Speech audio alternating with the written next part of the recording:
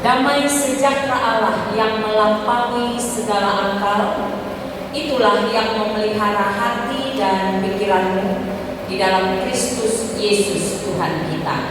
Amin.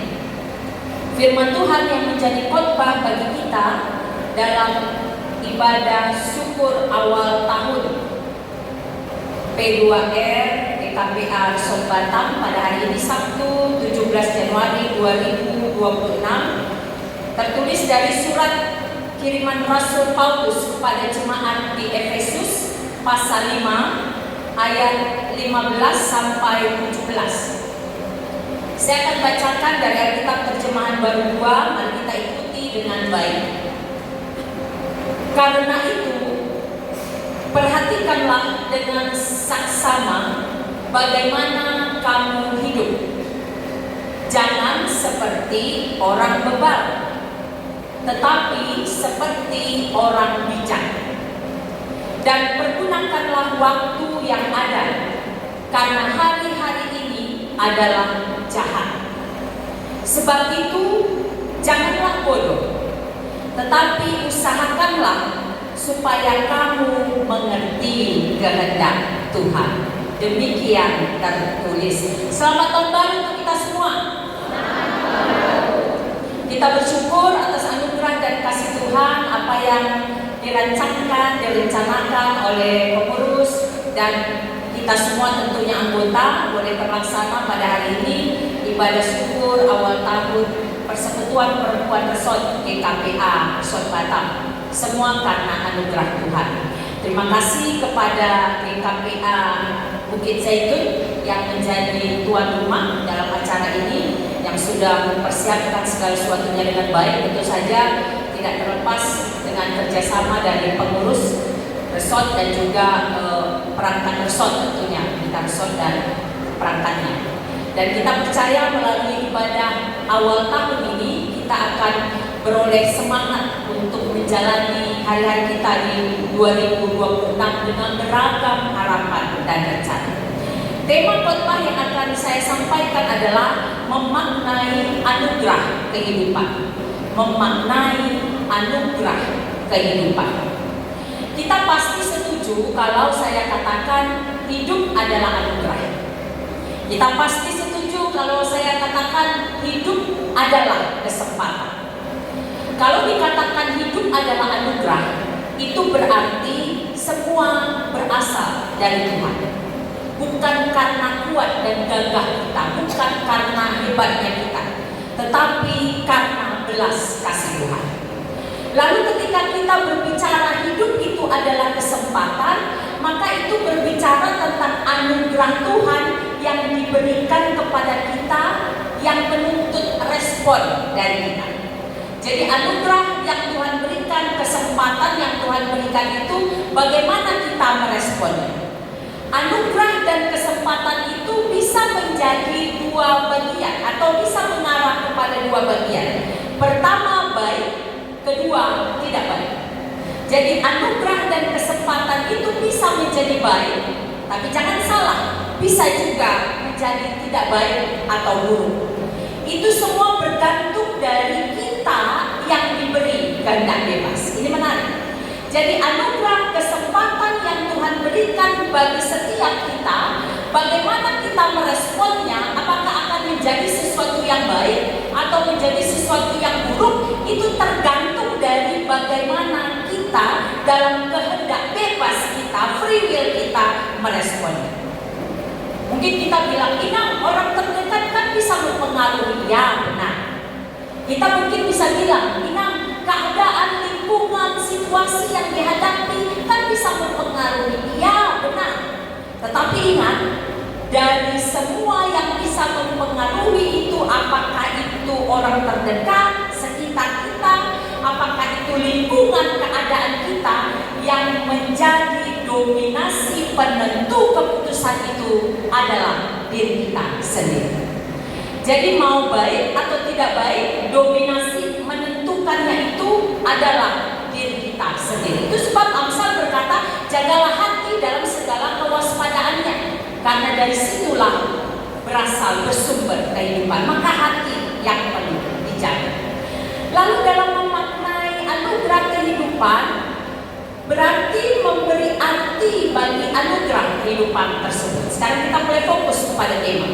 Kalau dikatakan memaknai anugerah kehidupan, ini berarti memaknai anugerah kehidupan berarti memberi arti bagi anugerah kehidupan tersebut. Memberi arti yang bagaimana? Memberi arti tentunya menuju kepada yang baik. Memberi arti tentunya menuju kepada yang positif. Memberi arti tentunya berdampak baik dan positif, baik bagi diri kita, bagi keluarga, bagi gereja, bagi masyarakat, bagi sesama, bagi semesta. Itu maksudnya berdampak. Memaknai anugerah kehidupan harus berdampak baik dengan sesama. Mari kita sekarang fokus kepada teks. Bagian pertama dikatakan, karena itu perhatikanlah dengan seksama. Perhatikanlah dengan seksama. Kesediaan dengan sungguh-sungguh untuk mengintrospeksi diri, mengoreksi diri, memeriksa diri, menguji diri. Itulah yang dimaksud perhatikanlah, atau yang dikatakan tadi, perhatikanlah dengan seksama. Berarti dalam merespon anugerah dan kesempatan kehidupan yang Tuhan berikan, yang pertama yang harus kita lakukan adalah kesediaan untuk sungguh-sungguh mengintrospeksi diri, mengoreksi diri, memeriksa diri, menguji diri, apakah sudah berkenan bagi Tuhan atau tidak. Bagaimana orang yang mengintrospeksi diri tentang hidupnya? Yang pertama tentunya dia menghargai Tuhan dalam hidupnya. Kita mungkin bisa bilang, ya jelas iman kita semua menghargai Tuhan seperti apa? Belum tentu kita menghargai. Indikasinya apa? Indikasinya adalah ketika Tuhan memberkati kita, kita tidak bersyukur. Hari-hari kehidupan kita penuhi dengan sungut-sungut. Hari-hari kehidupan kita penuhi dengan berkeluh kesah saja. Seakan-akan tidak ada hal baik yang Tuhan berikan dalam kehidupan kita. Itu berarti kita tidak menghargai Tuhan dalam kehidupan kita. Bagaimana kita menghargai Tuhan adalah ketika kita menyadari bagaimana kita seharusnya menempatkan, memprioritaskan Tuhan dalam kehidupan kita. Satu di antara sekian banyak cara memprioritaskan Tuhan adalah menghidupi, memasuki persekutuan yang ada di gereja kita, kategorial khususnya perempuan.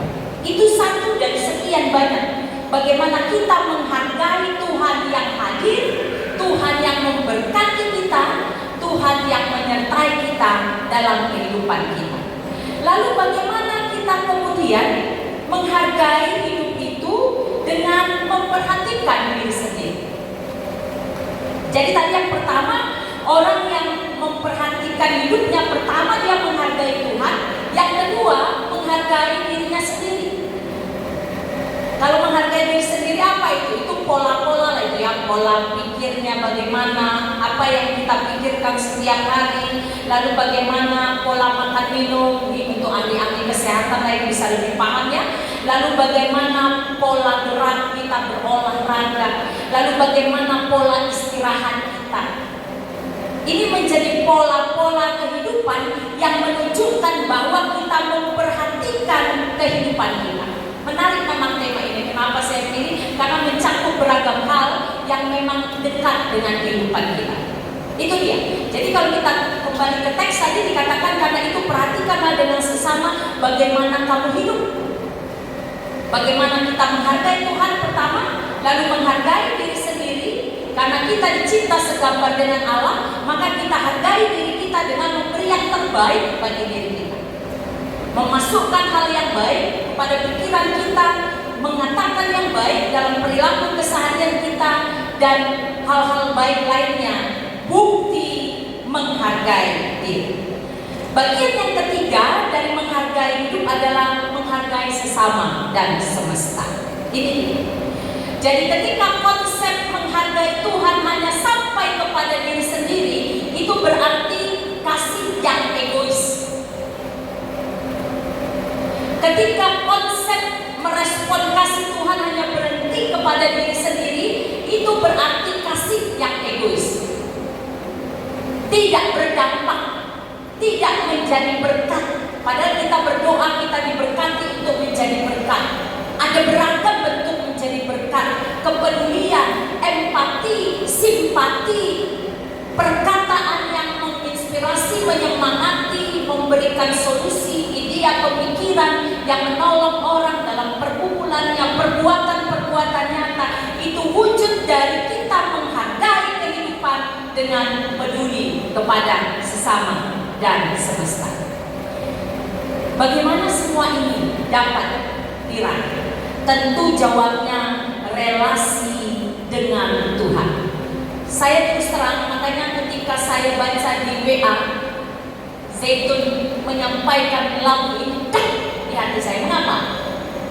Karena saya baru saja berpikir ketika itu agar memasukkan lagu itu dalam acara. Lagu Terhubung Denganmu punya makna yang sangat mendalam. Makanya saya bilang dengan Bapak di rumah, betul-betul Tuhan berkati rencana ini ya. Aku baru saja mau mengusulkan, tolong masukkan lagu Terhubung, tetapi ternyata sudah dipilih lagu itu menjadi lagu untuk satu dari sekian lagu dalam ibadah. Relasi dengan Tuhan, dengan diri sendiri, dengan sesama tidak akan mungkin baik jika kita tidak berelasi baik dengan Tuhan. Dengan doakah, baca firmankah, ibadatkah, nyanyian pujian dan lain-lain sebagainya.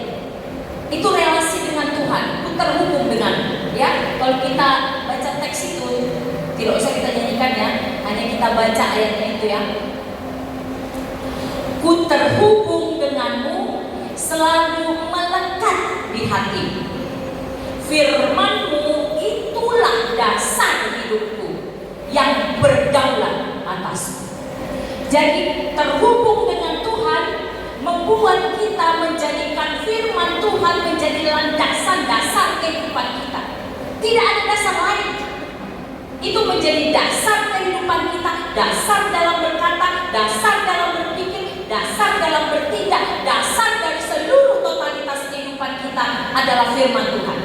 Makanya dikatakan tadi, firman-Mu itulah dasar hidupku yang berdaulat. Kalau berdaulat artinya berkuasa. Jadi yang berkuasa atas kehidupan kita adalah firman, bukan ego kita. Tuti Zastini Utabarat punya ego, ya. Setiap kita punya ego, ya.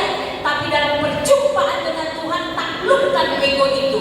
Karena firman Tuhan harus berdaulat dalam kehidupan kita. Harus firman Tuhan itu yang berkuasa menaklukkan ego kita dan kita mengikuti apa maunya Tuhan di dalam kehidupan kita.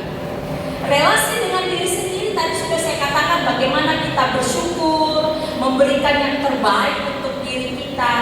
Lalu relasi dengan sesama, apa yang kita sebarkan, apa yang kita tebar, kata-kata apa, perbuatan apa, pikiran apa, ya.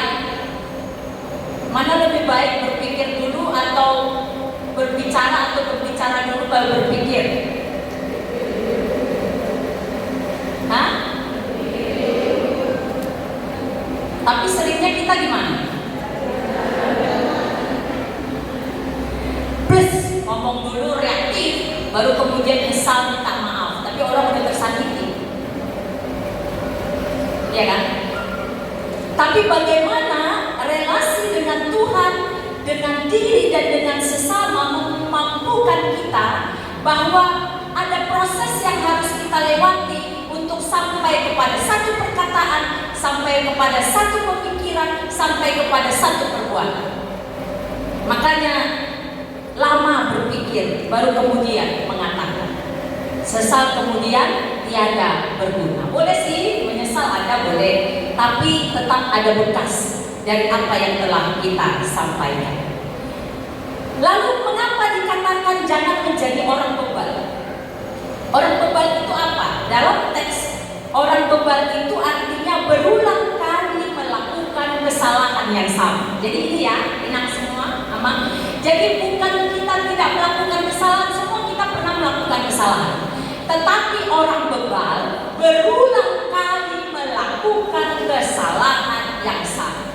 Kunang majomita deh, tidak ada nak be, mau solani kan? Kan ada kan? Masa kan? Palak katanya kan, emosi kita. Itu lagi. Berapa kali mama bilang berapa kali kan? Itu berarti kita kesal. Itu kategori orang bebal. Jadi ketika berbicara ini, Paulus kan ini sebenarnya perikopnya hidup sebagai anak terang. Paulus mengatakan begini, kalau engkau sudah anak terang, dalam konteks kita sudah mengikuti persekutuan perempuan, level parlabutan, level resort, berarti sudah dekat dengan Tuhan. Jangan lagi mengulangi kesalahan yang sama yang dilakukan dulu sebelum kita dekat kepada Tuhan. Ya, apa kesalahan yang sama? Baik yang tadi, jangan lagi mudah bersungut-sungut, jangan lagi mudah menuntut, jangan hanya mencari-cari salah, tetapi bagaimana kita berproses untuk menjadi lebih baik dalam kehidupan kita. Sementara orang bijak belajar dari kesalahan yang dilakukan. Jadi orang bebal mengulangi kesalahan yang sama, orang bijak belajar dari kesalahan yang dilakukannya. Jadi semua kita pernah salah, tidak ada yang tidak pernah salah. Tapi orang bijak belajar dari kesalahan itu untuk memperbaiki ke hari depan. Orang bebal mengulangi tanpa ada rasa bersalah dan tidak ada keinginan untuk memperbaiki. Lalu yang berikut katanya begini, perhatikanlah kepada hidup terlihat dari bagaimana menggunakan waktu. Ini kita lebih fokus ya dengan semua. Perhatian kepada hidup terlihat dari bagaimana kita menggunakan waktu. Pertanyaan saya, satu hari berapa jam? Berapa satu jam berapa menit? 1 menit berapa detik? Pertanyaan, samakah itu diberikan kepada setiap kita? Atau ada yang lebih 24 jam hari ini? Gak ada ya? Itu yang disebut dengan kronos. Kronos itu artinya waktu yang berjalan linear. Yang berjalan linear artinya terus akan berjalan, dan setiap orang punya kesempatan yang sama, punya waktu yang sama. Saya ubah ya. Dan setiap orang punya panjang atau waktu yang sama dalam rentangnya ya 24 jam. Itu yang disebut dengan kronos. Jadi ada 24 jam, 60 menit, 60 detik contoh ya. Semua sama. Kalau kita ibaratnya Senin sampai Minggu atau bulan Januari sampai Desember, itu sama. Tetapi menjadi berbeda ketika kita bicara tentang kairos. Itu berbicara tentang momen, kesempatan. Saya ulangi ya. Bicara tentang waktu yang berjalan linear, berjalan otomatis berjalan, tidak bisa kita bilang tunggu atau lebih cepat. Itu bicara tentang hal-hal yang memang terjadi otomatis dalam perjalanan hidup. Itu bicara tentang waktu yang dipahami dengan kronos. Kronos. Tapi bicara tentang kesempatan, momen, itu bicara tentang kairos. Maka bicara tentang kairos, kita bicara tentang kesempatan yang berkualitas, yang tidak terulang lagi. Saya garis bawahi, yang tidak mungkin terulang lagi, dan memiliki makna khusus dalam kehidupan kita untuk menjadi kesempatan memuliakan Tuhan dan menjadi berkat bagi sesama. Apa itu inang? Contohnya, kalau dalam konteks ini banyak ya. Konteks pelayanan adalah ketika kita dipilih menjadi saluran berkat Tuhan dalam suatu kepengurusan, itu bicara tentang kairos. Karena kepengurusan yang satu pasti beda dengan yang satu. Setiap orang diberi kesempatan waktunya, tapi tidak semua orang berhak atau bisa menangkap kesempatan itu. Ini dalam ya, tapi memang ini yang paling penting dari tema ini. Jadi Kronos itu bicara tentang kuantitas banyaknya, tapi Kairos bicara tentang kualitas. Apa yang kita lakukan di 24 jam itu. Ayat Alkitab kan berkata begini, kalau engkau tergerak menolong seseorang, tolong, karena tidak ada kesempatan berikutnya bagi. Kami ambil contoh, kemarin kami yang pergi dalam perjalanan, ada seorang Tionghoa jatuh. Dia tangga itu, jatuh itu. Saya bantu dia. Akibatnya ada kehilangan satu trip MRT, terlambat untuk satu perjalanan. Tapi bagi saya sudah peka memaknai Kairos, menolong orang yang membutuhkan, karena dia jatuh dan terluka. Ini yang penting dalam kehidupan kita. Jadi Kronos bicara tentang waktu yang mengalir, tapi Kairos bicara tentang apa yang kau lakukan di waktu yang mengalir itu. Mau kemana? Apa yang kau isi dari waktu yang mengalir itu? Apa yang mau kau buat orang terkesan bagimu dari waktu yang mengalir itu? Itu bicara tentang Kairos. Jadi bicara Kronos itu bicara tentang hal yang umum. Kalau bicara tentang Kairos, bicara tentang kekhususan momen. Ini adalah momen. Hari ini adalah momen. Melakukan kebaikan adalah momen. Ketika tidak datang hari ini, maka tidak ada kesempatan lagi untuk hadir dalam ibadah syukur awal tahun P2R Resort Barat. Momen harus segera ditangkap, dan itu perlu kepekaan. Kembali, kepekaan itu bisa dimiliki oleh orang yang terhubung dengan Tuhan. Jadi intinya kita menjalani Kronos setiap hari, tetapi kita belum tentu peka memaknai Kronos agar menjadi Kairos dalam kehidupan kita. Maka jadikanlah hari-hari hidup kita tidak hanya rutinitas. Itu yang dimaksud Kronos ya. Tidak hanya rutinitas, tapi dari setiap rutinitas itu ada hal-hal yang kita tancapkan. Kalau saya tanya, hidup ini bicara tentang hanya kita atau orang lain? Kita dan orang lain. Maka hidup ini bukan perkara berapa angka yang Tuhan berikan bagimu, berapa panjang. Itu hanya bicara tentang Kronos. Ada yang 70, 80, itu hanya Kronos. Tapi bicara tentang Kairos, seberapapun angka yang Tuhan berikan, apa yang diperbuat, buah iman yang berdampak bagi sesama dan semesta untuk kemuliaan Tuhan. Itu yang terpenting. Karena itu yang terakhir, berkomitmenlah untuk menjadi lebih baik. Di ayat berikutnya dikatakan, sebab itu janganlah bodoh, tetapi usahakanlah supaya kamu mengerti kehendak Tuhan. Berarti kita diajak untuk berkomitmen menjadi lebih baik. Dalam menjalani 2026 tentu ada banyak harapan dan rencana.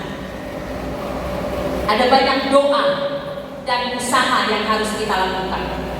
Kita harus kerja keras, kita harus kerja cerdas. Di atas semuanya itu kita harus terhubung dengan Tuhan. Maka mulailah dari diri sendiri. Kapan? Di sini dan kini. Mulailah untuk memaknai kehidupan di sini dan kini. Jangan tunggu esok.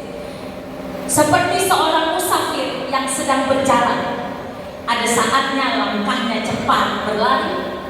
Ada saatnya dia berjalan lambat. Ada saatnya dia harus berhenti karena mungkin energi sudah habis, atau mungkin harus tertatih-tatih merangkak. Tetapi yang pasti perjalanan masih panjang. Kita baru sampai ke hari 17 bulan Januari 2026. Masih panjang yang harus kita jalani. Tapi imanilah, Tuhan setia menyertai kita. Kita punya waktu yang sama, tetapi pastikan setiap kita peka mengambil kesempatan yang Tuhan berikan. Karena pada akhirnya nanti bukan Tuhan tanya berapa umurmu, berapa panjang usiamu, tetapi yang Tuhan tanya, sepanjang hidupku berikan kepadamu, dampak apa, makna apa yang kau berikan dalam hidup. Menjadi berkat bagi sesama kan, untuk kemuliaan Tuhan atau tidak. Ini yang penting. Angka hanyalah kelipatan, tetapi kairos adalah kesempatan yang tidak semua orang memiliki. Tetapi ketika kita diberi, maknai dengan bijaksana. Berkomitmenlah agar dalam banyaknya angka dari tahun-tahun kita juga memiliki banyak kualitas. Jadi mulu gecang do murta, gecang do penadidikan na tabayi, puji Tuhan, haleluya. Semakin panjang umur, semakin banyak hal-hal baik yang kita hidupi dan lakukan, puji Tuhan lagi. Berarti sejalanlah Kronos dan Kairos, berjalan bersama. Sehingga dalam perjalanan kehidupan kita pastikan kita mengarah kepada tujuan yang benar, yang tepat, dan kita berhenti kepada satu tujuan yang sama. Apa itu? Surga kekekalan, hidup kekal bersama Sang Pencipta kita. Terima kasih kepada pengurus P2R yang telah berjerih lelah di dalam periode ini, tidak hanya waktu, tenaga, pikiran, tapi juga memberikan banyak hal lain yang sungguh sudah dirasakan. Kiranya sekalipun waktu secara struktur mungkin berakhir, begitu juga untuk parlamentan, tapi ingat, jangan terlena dengan hanya mengingat waktu-waktu yang berlalu. Kronos, tetapi ambil kesempatan Kairos, tetap menjadi berkat dimanapun berada. Terima kasih untuk pengurus semua P2P yang sudah berkarya, mungkin yang hari ini akan dilantik atau menyusul. Teruslah berkarya, dan yang bagi akan dilantik nanti, mulailah karya dengan terhubung kepada Tuhan. Saya akan tutup, sebelum doa penutup, kami akan menyanyikan sebuah lagu. Izinkan memberi kami kesempatan untuk menyanyikan. Kiranya dalam perjalanan kita sebagai musafir, kita memaknai anugerah kehidupan dengan bijaksana, agar hidup kita menjadi berkat bagi sesama dan kemuliaan bagi Tuhan. Kita berdoa. Terima kasih Bapa, kami sungguh diberkati oleh firman pada hari ini yang mengingatkan kami dalam sukacita mensyukuri awal tahun 2026 keluarga besar Persekutuan Perempuan Resort GKPA Resort Batam ini boleh bersama-sama bersedia untuk mengintrospeksi diri, memperhatikan dengan seksama bagaimana kehidupan kami. Kami hidup adalah untuk kemuliaan Tuhan. Kiranya kami mau membarui diri kami untuk semakin lebih berkenan bagi Tuhan. Kami juga mau membina relasi yang baik dengan sesama, dan melalui relasi yang baik itu nama Tuhan dipermuliakan. Terima kasih Bapak. Kiranya kehidupan kami tidak hanya berbicara tentang kronos, bertambahnya waktu, usia, angka-angka saja, tetapi kami lebih fokus kepada kairos. Bagaimana kami memaknai waktu yang diberikan itu menjadi kesempatan untuk memuliakan Tuhan, menjadi berkat bagi keluarga, bagi gereja, sesama, dan semesta. Terima kasih Bapak. Kami siap memaknai anugerah kehidupan ini, menjalani hari-hari kami dengan mengandalkan Tuhan. Di dalam nama Yesus kami bersyukur. Amin.